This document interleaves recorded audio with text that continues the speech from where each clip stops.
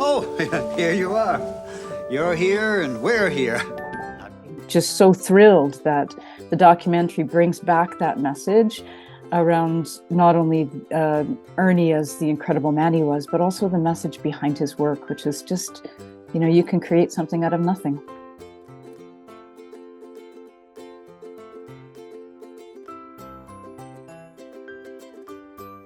Well, I got involved almost 5 years ago, if you can imagine that. And it started like any good parental mission. I tried to jam pack as much stuff from my youth into my kids, whether they wanted to enjoy it or not.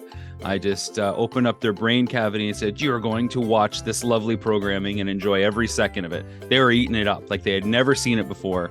And, my son said, this is such a good program. This is not just a dated program from another era, from Dad's generation or other ones. This still has a lot of value to offer kids. And the Mr. Rogers documentary had been released recently. And I thought, why is there not a Mr. Dressup documentary? There's not enough time to discuss the things that I learned. Even being a filmmaker, you think you have an understanding of how things are produced and managed and how it comes together. All that stuff we could talk about, how wondrous it was, how they continued a format and a style of producing TV well beyond its years. But what really strikes me, if we want to get real for a second, was as much as this was a kid's show on the surface and made for kids to feel safe and feel loved by everybody, watching it with my kids, it became much more about, wow, I'm still learning from Mr. Dressup, but now as a parent. Ernie was great, though. Like on tour, on stage, we were professional, aside from he's trying to break each other up sort of things.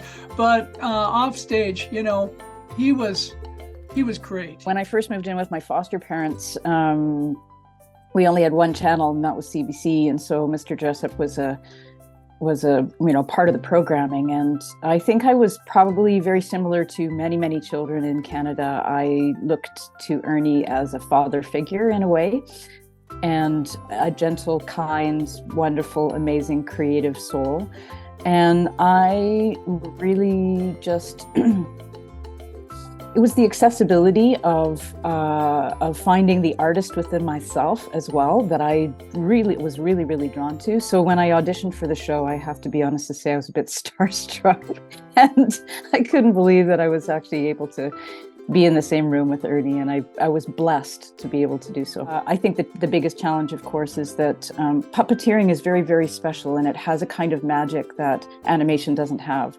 But if you're a producer, it's cheaper to do animation. And so because of the programs that have developed, it's, we slid very quickly into primarily animated programming. And it takes out the human quality. It takes out there's a different kind of magic that puppeteering brings that you can't achieve in animation.